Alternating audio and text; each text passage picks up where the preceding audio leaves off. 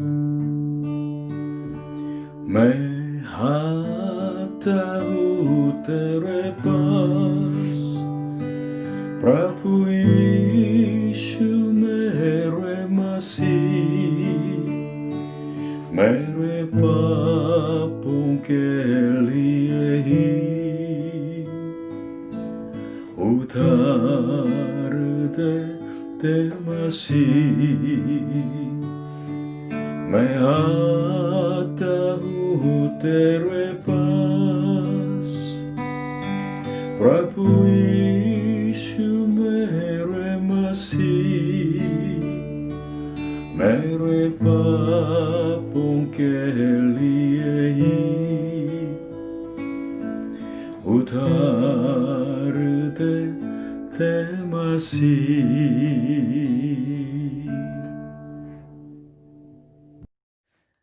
Hallelujah. प्रभु यीशु मसीह अब सबको आशीष दे। मनुष्य जीवन है क्या? हम अपनी मर्जी से इस दुनिया में नहीं आया, लेकिन फिर भी हमें इस प्रश्न से पूछना पड़ता है। ये सचमुच में दर्शनिक प्रश्न है। जीवन जीने के लिए बहुत महत्व है, लेकिन अधिक से अधिक लोग इस प्रश्न का जवाब न पाते हुए ऐसे ही जीते हैं और ऐसे ही मर जाते हैं। अधिक से अधिक लोग मनुष्य जीवन की उद्देश्य को न जानते हुए इस दुनिया से छोड़ के चले जाते हैं। हमारे जीवन होता क्या है, इसकी परिभाषा भी हम निश्चित नहीं कर पाते हैं। और इस दुनिया की महानता में हम अपने आप को बिल्कुल फेंक दिया गया व्यक्ति समझते हैं। और इस सृष्टि के महानता के सामने हम अपने को बहुत छोटा समझते हैं। लगता है कि हम सचमुच में हमने रास्ता को खो दिया है, अकेलेपन महसूस करते हैं और संसार में बहुत बहुत व्यर्थता हम पाते हैं। मनुष्य कहाँ से आते हैं, कहाँ जाते हैं, पता नहीं। इसलिए मनुष्य जीवन के अर्थहीनता भी हमें लगातार महसूस होती है। आज के ये वचन और ये किताब सब उपदेशक वास्तव में मनुष्य जीवन के अर्थ के बारे में और सच्चा जीवन क्या होना चाहिए उसके बारे में सिखाती हैं। और हम इस हफ्ते से इस किताब के ऊपर मनन करना चाहते हैं। आज के पहले जो उपदेश का शीर्षक है संसार और मनुष्य जीवन। सब उपदेशों का इब्रानी भाषा में तो इसका नाम है कोहेलेत। इसके मतलब है इकट्ठा करना। इसलिए सब उपदेशक लोगों को इकट्ठा करके सिखाने वाली किताब होती है।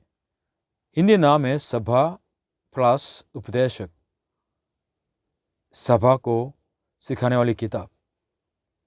किसने इसको लिखा है? इस्राएल का राजा सुलेमान ने लिखा है। वो करीब 3000 पहले रहने वाले था और इस्राएल का तीसरा राजा था। उसको परमेश्वर का बहुत प्रेम मिला है। उसको सबसे उत्तम बुद्धि और धन और दीर्घायु और सचमुच में शांतिपूर्ण देश मिला था। उसकी बुद्धि के बारे में इस तरह पहले राजा की किताब में लिखा है। पहले राजा 4 अध्याय 29 से 30 और 32 और 34। और परमेश्वर ने सुलेमान को बुद्धि दी और उसकी समझ बहुत ही बढ़ाई और उसके हृदय में समुद्र तट के बालू के किनकों के तुल्य अनगिनत गुण दिए। और सुलेमान की बुद्धि पूर्व देश के सब निवासियों और मिस्रियों की भी बुद्धि से भरकर बुद्धि थी। उसने 3000 नीति वचन कहे और उसके 1005 गीत भी हैं। और देश देश के लोग पृथ्वी के सब राजाओं की ओर से जिन्होंने सुलेमान की बुद्धि की कीर्ति सुनी थी, उसकी बुद्धि की बातें सुनने को आया करते थे। उसके पिता दाऊद सचमुच में परमेश्वर के यहोवा का भक्त था, परमेश्वर के मन के आदमी था। इसलिए बचपन में उसने अपने पापा के भक्ति को देख के बढ़ा। लेकिन इसलिए जवानी में तो परमेश्वर का भय रखने वाला था, लेकिन जब वो बुढ़ापे में गया तो परमेश्वर को छोड़ के और इस्राएल देश में अनेक जो मूर्ति पूजा का पाप तो लाया है। और उसके करीब 1000 तो स्त्रियां थी और संसार के भोग विलास में रहा। उन्होंने बहुत बहुपुति पाई है, धान पाया है, बहुत कामों का अनुभव किया है। इसलिए स्वोपदेशक के अंदर तो उसने ये सिखाया कि इस संसार के पीछे पीछे आप छोड़ेंगे तो उसका परिणाम बहुत नकारात्मक होगा। अपने अनुभव से भी बताते हैं। इसलिए अंत में उसने कहा कि मनुष्य जीवन के उद्देश्य क्या होना चाहिए और कैसे जीवन जिए, मनुष्य जीवन का कर्तव्य क्या है, इसके बारे में हमें वो सिखाते हैं। आज के वचन स्वोपदेशक 1 अध्याय 1 से लेकर 11 तक। यरूशलेम के राजा दाऊद के पुत्र और उपदेशक के वचन। उपदेशक का यह वचन है कि व्यर्थ ही व्यर्थ, व्यर्थ ही व्यर्थ, सब कुछ व्यर्थ है। उस सब परिश्रम से जिससे मनुष्य धरती पर करता है उसको क्या लाभ प्राप्त होता है। एक पीढ़ी जाती है और दूसरी पीढ़ी आती है, परंतु पृथ्वी सर्वदा बनी रहती है। सूर्य उदय होकर अस्त भी होता है और उसने उदय की दिशा को वेग से चला जाता है। वायु दक्षिण की ओर बहती है और उत्तर की ओर घूमती जाती है। वह घूमती और बहती रहती है और अपने चक्रों में लौट आती है। सब नदियां समुद्र में जा मिलती हैं तो भी समुद्र भर नहीं जाता। जिस स्थान से नदियां निकलती हैं उधर ही को वे फिर जाती हैं। सब बातें परिश्रम से भरी हैं, मनुष्य इसका वर्णन नहीं कर सकता। न तो आंखें देखने से तृप्त होती हैं और न कान सुनने से भरते हैं। जो कुछ हुआ था वही फिर होगा और जो कुछ बन चुका है वही फिर बनाया जाएगा, और सूर्य के नीचे कोई बात नहीं है। क्या ऐसी कोई बात है जिसके विषय में लोग कह सकें कि देख यह नहीं है। यह तो प्राचीन युगों में वर्तमान थी। प्राचीन बातों का कुछ स्मरण नहीं रहा और होने वाली बातों का भी स्मरण उनके बाद होने वालों को न रहेगा। पॉइंट 1, व्यर्थ संसार और अर्थहीन मनुष्य जीवन। दूसरा तीसरा पद में लिखा है, उपदेशक का यह वचन है कि व्यर्थ ही व्यर्थ, व्यर्थ ही व्यर्थ, सब कुछ व्यर्थ है। उस सब परिश्रम से जिसे मनुष्य धरती पर करता है उसको क्या लाभ प्राप्त होता है। जैसे मच्छी पकड़े जाते हैं वैसे ही पैसों के आकर्षण में मनुष्य भी पकड़े जाते हैं। संसार के लोग पैसा कमाने के लिए बहुत व्यस्त है, पैसों से प्यार करते हैं और पैसों की वजह से बहुत पाप भी करते हैं। जरूरी है इसलिए कमाते नहीं, वरन पैसों पर निर्भर होते हुए पैसों के ऊपर अपने जीवन के बुनियाद बनाना चाहते हैं और जीवन के संतोष भी पैसों में रखना चाहते हैं। पैसे उनके लिए तो जीवन के जीने का लक्ष्य है और पैसे के पीछे दौड़ने वाले बन जाते हैं और पैसों को सच में सबसे उत्तम मूल्य समझते हैं। इस तरह जीवन जिएंगे, अंत में अर्थहीनता आपको मिलेगी। इसलिए चेतावनी मिलती है बाइबल के अंदर। 1 तीमुथियुस 6:10 में इस तरह कहा, क्योंकि रुपया का लोभ, द लव ऑफ मनी, सब प्रकार की बुराइयों की जड़ है, जिसे प्राप्त करने का प्रयत्न करते हुए कितनों ने विश्वास से भटक कर अपने आप को नाना प्रकार के दुखों से छलनी बना लिया है। पैसों से प्यार करते करते स्वास्थ्य को खो देते हैं, परिवार को भी खो देते हैं, अंत में परमेश्वर को भी खो देते हैं और अर्थहीन जीवन जीने लगते हैं। हाँ, कमा सकते हैं लेकिन ठीक से एंजॉय भी न करते हुए कुछ लोग चले जाते हैं, ये भी व्यर्थ है। संसार व्यर्थता से भरा हुआ है। संसार के पीछे चलते रहेंगे, उसके आकर्षण में आप तो फंस जाएंगे और सचमुच में अर्थहीन जीवन जीने लगेंगे। संसार में पैसों के साथ और सच में आकर्षण देने वाला क्या है? यौन है। पिछले हफ्ते में इंडिया में हाई कास्ट कुछ आदमियों ने लो कास्ट के एक लड़की को रेप किया है और उस लड़की को मरने दिया है। लगातार ये यौन संबंधित पाप बढ़ते आ रहा है।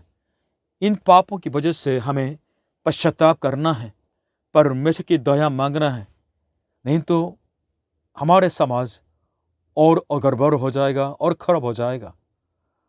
बाइबल ये स्पष्ट करते हैं कि जो यौन संबंध शादी के अंदर है वो पवित्र है, लेकिन जो यौन संबंध शादी के बाहर है, शादी से पहले है, ये सब व्यभिचार मानते हैं, पाप मानते हैं। भाई लोग, अब इस कोरिया में तो अकेले आए हैं। आपकी पत्नी भी, आपके बच्चे भी, आपके माँ बाप भी सब इंडिया में हैं। शायद आपने अभी तक शादी नहीं की गई हो, लेकिन आपके अंदर तो यौन संबंध रखने की इच्छा होती है, दिल होता है। इसलिए इस कोरिया में अकेले रहते हुए आपको गलत यौन संबंध में जाने का खतरा बहुत है, परीक्षा सामने है। अगर आप सतर्क न रहेंगे तो सचमुच में इस गलत पाप में आप फंसेंगे और परिवार को बर्बाद करेंगे और अपने बच्चों के जीवन में भी बहुत बहुत बुरा तो इंप्रेशन डाल सकते हैं, उनकी ज़िंदगी भी खराब कर सकते हैं और आगे जाके परमेश्वर से भी आप दूर हो सकता है। सतर्क रहें। और शराब का उदाहरण ले, WHO के द्वारा बताया गया कि कोरिया के जो आदमी करीब 12% तो शराब की वजह से मर जाते हैं और इंडिया में हर साल में 2.6 लाख शराब की वजह से या शराब से संबंधित बीमारी की वजह से और शराब से संबंधित दुर्घटना की वजह से मर जाते हैं। शराब से मजा लेते हैं लेकिन बीमार पड़ जाते हैं और पैसों को खो देते हैं, स्वास्थ्य खो देते हैं, परिवार टूट जाते हैं और शराब से तो और दूसरे पाप में चले जाते हैं। मैंने 3 उदाहरण दिया है, पैसों के बारे में और यौन के बारे में और शराब के बारे में। लेकिन इनका परिणाम क्या है? तो व्यर्थता है। जो इनके पीछे पीछे चलते हैं तो अर्थहीन जीवन में खत्म हो जाएंगे। इसलिए आज के वचन की याद कीजिएगा, व्यर्थ ही व्यर्थ, व्यर्थ ही व्यर्थ, सब कुछ व्यर्थ है। व्यर्थ संसार में से और अर्थहीन जीवन में से कौन आपको बचा सकते हैं? किससे मिले ताकि हम इस व्यर्थ संसार से बच के आशापूर्ण जीवन जी सकते हैं? हम किससे मिले ताकि हम सचमुच में अर्थपूर्ण जीवन जी सकें? कौन है वो? बाइबल कहती है प्रभु यीशु मसीह। पॉइंट 2, निराश संसार और थका और असंतुष्ट मनुष्य जीवन। चौथा पद में लिखा है, एक पीढ़ी जाती है और दूसरी पीढ़ी आती है, परंतु पृथ्वी सर्वदा बनी रहती है। मनुष्य जीवन वास्तव में यात्री का जीवन है, इसलिए व्यर्थ है। जो सब कुछ हमारे पास है वो क्षण भर के लिए है। हम सदा के लिए यहाँ नहीं रह सकते, इसलिए हमें इस दुनिया में लगाव नहीं रखना है। कभी भी चले जा सकते हैं। इसलिए जितना आपके बोझ को, आपके सामान को हल्का करेंगे तो छोड़ के जाने के लिए अच्छा होता है। यहाँ एक बात पूछना है कि अब यहाँ से चले जाएंगे तो कहाँ है जहाँ आप जा सकते हैं सदा के लिए? स्वर्ग में आपका घर है कि नहीं, ये पूछना चाहता हूँ। प्रभु यीशु जी ने स्वर्ग के घर के बारे में वादा किया है। यूहन्ना 14:1-3। प्रभु यीशु ने कहा कि तुम्हारा मन व्याकुल न हो, तुम परमेश्वर पर विश्वास रखते हो, मुझ पर भी विश्वास रखो। मेरे पिता के घर में बहुत से रहने के स्थान हैं। यदि न होते तो मैं तुमसे कह देता, क्योंकि मैं तुम्हारे लिए जगह तैयार करने जाता हूँ।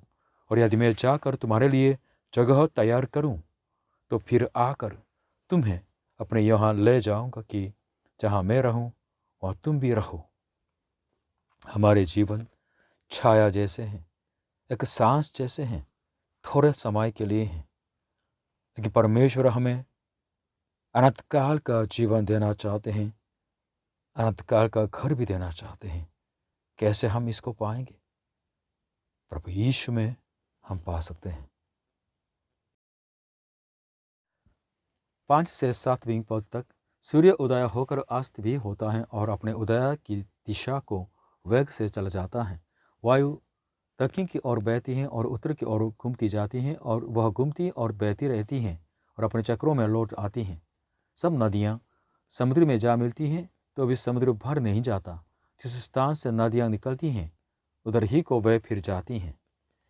सूर्य के तेज धूप के सामने, उसके महानता के सामने, गुप्त चलती हुई हवा के सामने और नदियाँ और समुद्र के उसके साइज और सुंदरता के सामने मनुष्य अपने को क्या महसूस करते हैं? बहुत बहुत छोटा सा महसूस करते हैं। इसलिए कुछ लोग तो इस सृष्टि की पूजा करते हैं, लेकिन बाइबल ये नहीं सिखाती है। बाइबल क्या सिखाती है? ये कि सृष्टि वास्तव में बनी हुई है, इसलिए हमें सृष्टि की पूजा नहीं करनी है। हमें किसकी आराधना पूजा करनी है? जीवित परमेश्वर के, जिसने आकाश और पृथ्वी को बनाया है। सूर्य सृष्टि है, इसलिए सूर्य को बनाने वाला परमेश्वर यहोवा की स्तुति करें। हवा को बनाने वाला परमेश्वर यहोवा की स्तुति करें। नदियाँ भी, नदियों को बनाने वाला परमेश्वर यहोवा की स्तुति करें। सूर्य, वायु और नदियों के ये नियमित तौर से चलने वाले इस कामों के अंदर हम क्या महसूस करते हैं? जरूर ये कि इस सृष्टि के अंदर ऑर्डर को, नियम को, व्यवस्था को देने वाला है। वो कौन है? परमेश्वर यहोवा परमेश्वर है, जो सृजनहार है। उसके सामने तो हम तो कुछ नहीं है। इसलिए हम सृष्टि के अंदर मत फंस जाएं, सृष्टि की पूजा मत करें, वरन बाइबल पर भरोसा रखते हुए प्रभु यीशु पर विश्वास करके हम इस सृष्टि को पार करके सृष्टि को बनाने वाला परमेश्वर सृजनहार यहोवा की स्तुति करें, महिमा करें। 8वीं में इस तरह लिखा है, सब बातें परिश्रम से भरी हैं, मनुष्य इसका वर्णन नहीं कर सकता। न तो आंखें देखने से तृप्त होती हैं और न कान सुनने से भरते हैं। मनुष्य जीवन वास्तव में थकाने वाला जीवन होता है। इसलिए प्रभु यीशु ने कहा कि मत्ती 11:28 में, है सब परिश्रम करने वालों और बोझ से दबे लोगों, मेरे पास आओ, मैं तुम्हें विश्राम दूंगा। हमारी जिंदगी में सच्ची शांति और विश्राम देने वाला कौन है? प्रभु यीशु मसीह ही है। प्रभु यीशु मसीह के चरणों में आके उनके सामने अपने को सौंपेंगे तो प्रभु यीशु आपके जीवन का बोझ, आपके पापों का बोझ सब उठा सकते हैं। कोई संतोष नहीं इस दुनिया के अंदर। कुछ लोग अलग अलग आकर्षण में फंसते हैं। कुछ लोग फोर्नोग्राफी से तो फंस जाते हैं, लेकिन कितना फोर्नोग्राफी आप देखेंगे तो मंजूर होगा। लोग उनके अंदर मंजूर नहीं है, इसलिए और आकर्षित फोर्नोग्राफी के अंदर जाना चाहते हैं। वास्तव में क्या हो जाता है? ये सच्चे प्यार को बांटना भूल जाते हैं। क्या पैसों के अंदर तो संतोष होगा? नहीं। अब इंडिया से आके कोरिया में तो बहुत कमाते हैं। जो आप कमाते थे इंडिया में, वहाँ से कई गुना ज़्यादा कमाते हैं। लेकिन जब आपको छुट्टी मिलती है तो आप क्या करते हैं? अरबायती करते हैं और कमाना चाहते हैं। मतलब पैसों से आप संतुष्ट नहीं होते हैं। संसार आपको संतुष्ट नहीं दिला सकता। संसार आपको शांति नहीं दे सकते हैं। हमारे कानों में, हमारे आँखों में कभी संतुष्ट नहीं होता है। फ्रांस का जो फिलोसोफर है पास्कल, उसने ये कहा कि मनुष्य के मन में, मनुष्य के अंदर एक खालीपन है। किसी चीज़ों से वो भरा नहीं जाता, लेकिन एक है जो उस खालीपन को भर सकता है। कौन? परमेश्वर। हमारे आत्मा के अंदर जो खालीपन है, वैक्यूम है, उसको भरने वाला परमेश्वर है। हम उसको कैसे पाएं? ये पूछें, बाइबल कहती है प्रभु यीशु मसीह में। पॉइंट 3, दोहरता संसार और विस्मरण किया जाता मनुष्य जीवन। What has been will be again. What has been done will be done again. There is nothing new under the sun. There is nothing new under the sun. 9वीं 10वीं में लिखा है, जो कुछ हुआ था वही फिर होगा, और जो कुछ बन चुका है वही फिर बनाया जाएगा, और सूर्य के नीचे कोई बात नई नहीं है। क्या ऐसी कोई बात है जिसके विषय में लोग कह सकें कि देख यह नई है? ये तो प्राचीन युगों में वर्तमान थी। क्यों इस तरह बोलते हैं? सूर्य के नीचे कोई नई बात नहीं। ये इस बात का इनकार नहीं करता है कि मनुष्य के जो टेक्नोलॉजी का विकास होते आ रहा है। क्या बताते हैं? तो ये बताते हैं कि संसार के स्वभाव में, नेचर में कोई फर्क नहीं है और मनुष्य के स्वभाव में कोई फर्क नहीं है, इसलिए नई बात नहीं है। अगर स्वभाव एक जैसा है, उसका परिणाम भी एक जैसा है। हजारों साल पहले संसार के स्वभाव, अभी का संसार का स्वभाव सेम होता है, व्यर्थ संसार है। और मनुष्य का स्वभाव हजारों साल पहले और अभी का सेम होता है, इसलिए अर्थहीन मनुष्य जीवन होता है। मनुष्य घृणा करते हैं, झगड़ते हैं, झूठ बोलते हैं, लड़ाई करते हैं। समलैंगिकता भी, होमोसेक्सुअलिटी, ये पाप ही, ये नई बात नहीं है, हजारों साल पहले ये थी। इसलिए सब प्रकार के पाप ही हम दौड़ के आ रहे हैं वास्तव में, इसे संसार के अंत तक ये दौड़ते जाएंगे। इसलिए मनुष्य जीवन में, इस संसार में वही बात दौड़ते रहते हैं, कोई नई बात नहीं। इसलिए हम इस दौड़ते हुए संसार में से एक बार और महसूस करते हैं कि व्यर्थ हैं, व्यर्थ ही व्यर्थ है। 11 में लिखा है, प्राचीन बातों का कुछ स्मरण नहीं रहा और होने वाली बातों का भी स्मरण उनके बाद होने वालों को न रहेगा। संसार में कोई नई बात नहीं है, इसलिए मनुष्य जीवन अर्थहीन है। लेकिन और हमको दुखी करने वाली बात है, वो क्या है? वो बात यह है कि हम सब भुला दिए जाएंगे, कोई हमारा स्मरण नहीं करेगा। इसलिए कुछ लोग पैसों से ज्यादा ऑनर को, नाम को महत्व देता है। ये चाइनीज जो मुहावरा है, अगर टाइगर मरता है तो अपने लेदर को, चमड़े को तो छोड़ते हैं, और आदमी मरते हैं तो अपने नाम को छोड़ते हैं। लेकिन ये पूछना है कि कुछ 100 साल के बाद कौन आपका स्मरण करेंगे? क्या आप आपके परदादा का नाम जानते हैं? नहीं ना। लोग हमको भूल देंगे, हम बुआ को भूलेंगे। वास्तव में बहुत दुख की बात है। जो अस्तित्व हमारे यहां रखा था हमने, कोई नहीं महत्व देगा, कोई नहीं याद करेगा। लेकिन हमको याद करने वाले हैं, हमारे संपूर्ण अस्तित्व को जानने वाले हैं। अनादिकाल से अनंतकाल तक हमको ध्यान देने वाला है। वो कौन? परमेश्वर, जिसने हमको बनाया है। अगर आप प्रभु यीशु पर विश्वास करेंगे, उस परमेश्वर से मिलेंगे। आपको सदा के लिए याद करने वाले, आपको सदा के लिए मूल्य रखने वाले। पहलो संसार व्यर्थ है, हाँ सच में, और मनुष्य जीवन अर्थहीन है।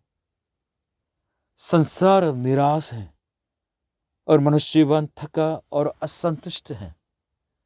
संसार दोहराता है, खीन आता है, और मनुष्य जीवन स्मरण नहीं किया जाता है। लेकिन अगर आप प्रभु यीशु पर विश्वास करके परमेश्वर के वचन पर चलते रहेंगे, तो इस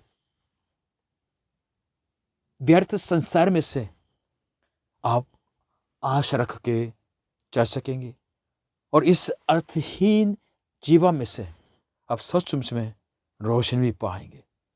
प्रभु यीशु आपको आनंद और अनंत जीवन और शांति और विश्राम देना चाहते हैं।